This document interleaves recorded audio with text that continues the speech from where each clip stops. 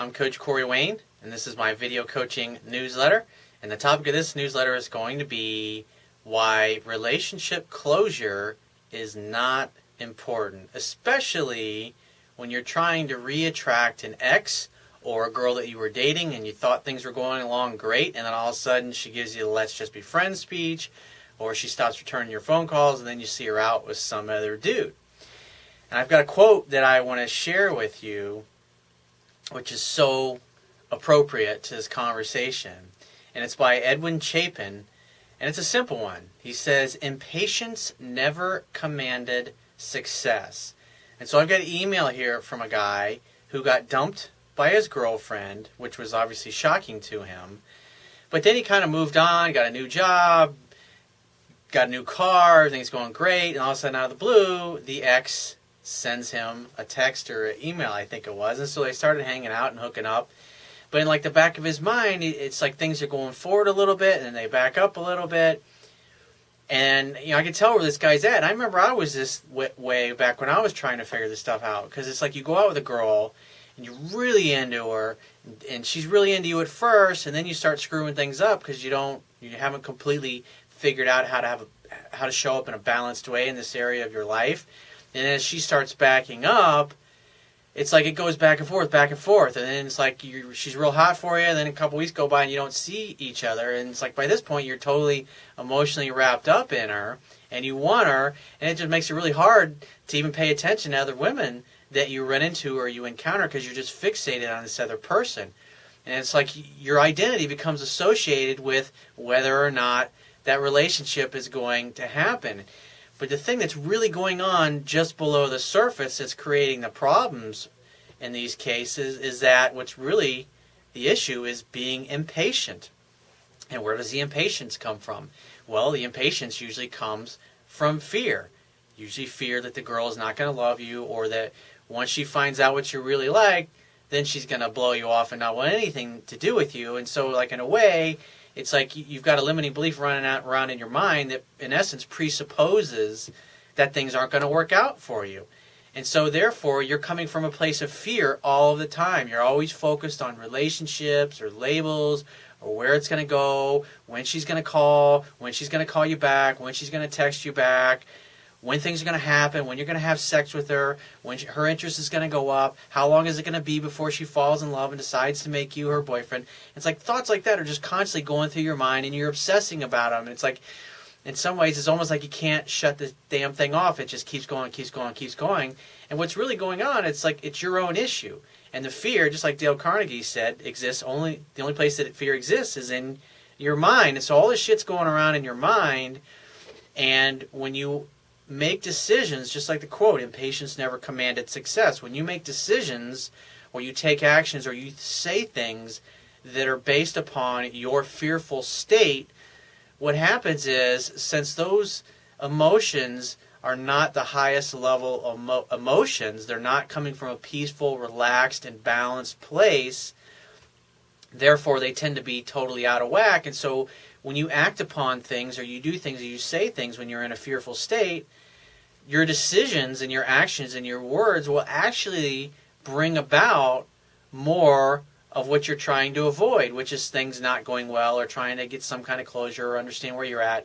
And you've got to get to the place where you detach yourself from any kind of time constraints, any kind of limitations. In other words, any kind of limits that you say, okay, well, I'm going to go out. I've been out with this girl 8 times and she still hasn't slept with me yet. Or I've been out with this girl 8 times and she still hasn't made me her boyfriend yet, even though we've been having sex all the time. It's like you get focused on things because that's what society dictates. That's what TV shows and movies show you constantly, that the guy's always focused on getting the relationship to a point where there's a label. But the interesting thing is, when you look at movies from like 40, 50 years ago, the guy is like always, he's going about his life and his purpose, and the beautiful girl is always running after him, trying to nail him down, trying to make a home with him, trying to have babies with him, trying to get him to marry her, and all these things. And the guy's always kind of indifferent. He doesn't really want anything to do with it.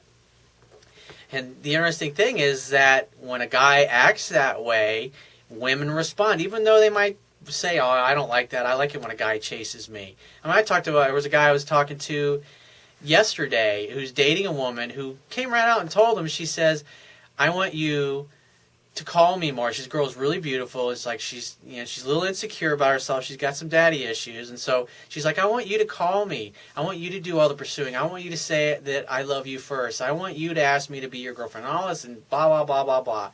And so despite the fact that she says she wants him to do all this chasing, what's actually going on? What are her actions in this particular relationship? And that's why one of the things I say is a lot of women really don't understand what they respond to in a relationship. And this particular girl is telling this guy all these things that she says she wants because maybe she saw it in a movie or that's just a belief system that she adopted. However, when you look at her actions, what is she doing? Well, she's pretty much calling and texting him and pursuing him all the time, even though that she said that's what she wanted. And this particular guy, what he noticed was that when he acted indifferent and he didn't chase and didn't pursue and do the things that she said she wanted, she was all over him. But when he did the things that she said she wanted, she was indifferent, she was unsure, she's like, I got to get back to you. And it's comical, but unfortunately that's the way a lot of women are in this world. Is like they say they want one thing, but yet what they actually emotionally respond to, the guys that they actually date are usually completely different than what they say they want. And so it's really important to understand, it's like whether you're trying to ask a girl out, whether you're in the process, you're on a date and you're trying to seduce a woman, you maybe got her top off. The idea is that you have to have infinite patience with everything.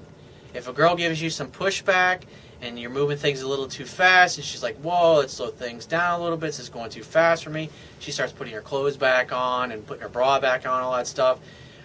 Where a lot of guys make mistakes is in that moment, they think, oh my God, I'm not going to get pussy, I'm going to get rejected. And they start getting impatient, and they start going, what's wrong? Did I do something wrong? And then they get all in their head and they start using logic and reason to try to get her to be comfortable, when all they really need to do is just hang back, chill out, caress her for a little bit, talk to her for a little bit, get her to open up, get her to talk more, ask her questions. And a couple of minutes later, you start making out and fooling around, and then you take it a step further each time. Or when you've been going out with a girl for a month and a half, and you're totally in love with her, but you can see that she's not in love with you, and it frustrates you, and you get upset about that, and so therefore you try to force her to feel what you're feeling. What you're going to do in that situation is just simply drive the girl away, because what's really going on is it's needy, insecure behavior that communicates that you simply don't think you're worthy to be with her. And so the viewer, he says, hey Corey, I've been finding your material very helpful along with your book, and my question is regarding an ex-girlfriend. I'm 22 years old, as is she, and she broke up with me about 10 months ago after we were going out for almost 2 years. I took it very badly, and I chased her for a month or two, he says, not knowing that I was completely doing the wrong thing at the time. Well, that's typical as guys in these kinds of situations.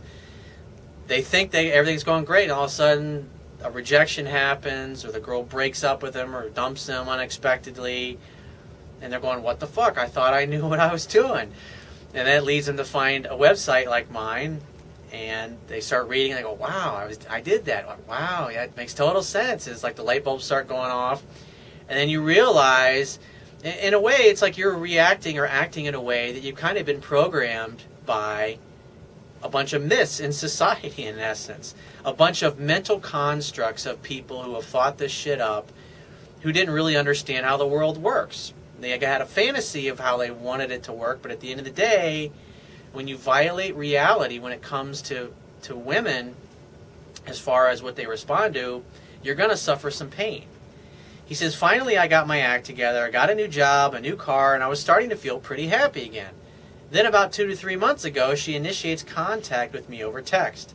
She tells me she's moving to another country, which is 1 flight away, or a 1 hour flight away, for a job which I knew she was always going to do even when we were together.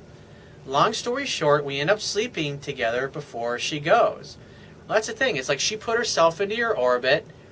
You made a date to hang out and have fun and hook up. And that's what happens. That's ultimately that process of hanging out, hooking up, having fun and hooking up is exactly what will eventually, as long as you do it over and over properly, will lead to you eventually becoming her boyfriend by her asking you to be her boyfriend. He says, we don't really chat for a while, but I would get the odd text and we would flirt back and forth. Yeah, she just wanted to hang out and have fun and hook up. I mean, women like sex too. I mean, that's the bottom line. And things went well because you weren't all over her. Enough time had passed and you had lost your emotional attachment to her. He says, then over Christmas, when she was home, she contacts me again. And once again, we end up sleeping together. Hang out, have fun, and hook up. See, what's happening is she puts herself in your orbit, and then you make something happen, and then you go about your life. Because this girl, she doesn't live near you anymore. She lives in another country. And you go about your life, and then she shows up, she calls you, she puts herself in your orbit. You create an opportunity for sex to happen, and it happens. He says, then after New Year's, she invites me over to her house, so I go along with it. I stay for 3 days, and the first day was great, but just like old times, I gradually felt her pulling away and acting more distant as time went on. Because you're more than likely you were falling back into your old needy, insecure, chasing type of behavior. Because you're starting to become attaching, because you're thinking, hey, this is great. And then you start trying to force things, and this is where you start going wrong. He says, I know now that I was acting too interested in her and not letting her come to me, but I did not realize it at the time. What did I just say? It's like being psychic. He says, when I return home, she's still acting distant and barely replying to my texts. I take your advice and I let her chase, and after a few days, she's texting me. I cut it short, and then a few days later, I get a drunk I love you text. We speak later on that week over text, and after a few texts, I say your line. So when are you available to meet up? Good job. She suggested a date, but has to let me know as her monthly roster is not out yet. That was a few days ago. I mean, at the end of the day, when a girl says, I won't know until my schedule comes out, it's like, great, get back to me when you figure it out, and we'll plan something then. And then you walk away and you go about your life and wait for her to contact you. Yesterday, she messages me saying she will let me know as soon as she finds out and says she is buying me a belated birthday present also to give to me. So her interest is going up. She's pursuing you. You're giving her the space to take her time to figure out her schedule. Now, where a lot of guys make mistakes is they don't hear from her for 2 or 3 days and they start calling her going, hey, when did you figure out? What's your schedule? What's going on? And that would have communicated neediness, but you did the right thing. This is my question is, if I end up going to visit her, how should I act so that she does not act distant or cold again, but feels extreme attraction for me? Also, I don't want to force the issue, but I would like closure on our relationship. Bullshit. No, you don't. Because if you start going down that road, you're going to fucking fuck it up. You're going to ruin it. He says, so I can finally move on if she does not feel the same way. Remember, if you've read my book like you say you have, women fall in love slowly over time. And this girl is actually coming back to you, but now you're getting all wrapped up in labels and where are we, and you like want to put a label on it so you can feel good about yourself. And it's completely unnecessary. You're going to fuck things up if you do that. He says, how should I go about this? I just want to move on with my life. I'm in a good place at the moment and would be happy either with or without her. Great, stay that way. Although I would love to be with her. You don't need to do anything. This girl is doing all the effort. She's out of the country, and she's only a possible candidate for you to date, maybe get back together with again. But what you should be doing in the meantime is meeting and dating and hooking up with other women who actually live in your city and live close to you. And when this girl reaches out to you, hey, baby, great to hear from you. I'd love to see you. When are you free to get together? Hang out, have fun, and hook up. And just keep doing that over and over and over again. And if you do that and just focus on hanging out and having fun and hooking up when you're together, this girl will keep coming back to you more and more. And what you will see over the months is that the frequency of her texts and her phone calls and her visits will go up. But if you start wanting to get closure and get focused on all that BS that doesn't matter, you're just going to drive her away again. So just chill out, relax, and let her come to you. If she's chasing you, she's not going to dump you, so don't fuck it up by becoming the woman and acting stalkerish and pursuing her, because you already see that's what got you dumped in the first place.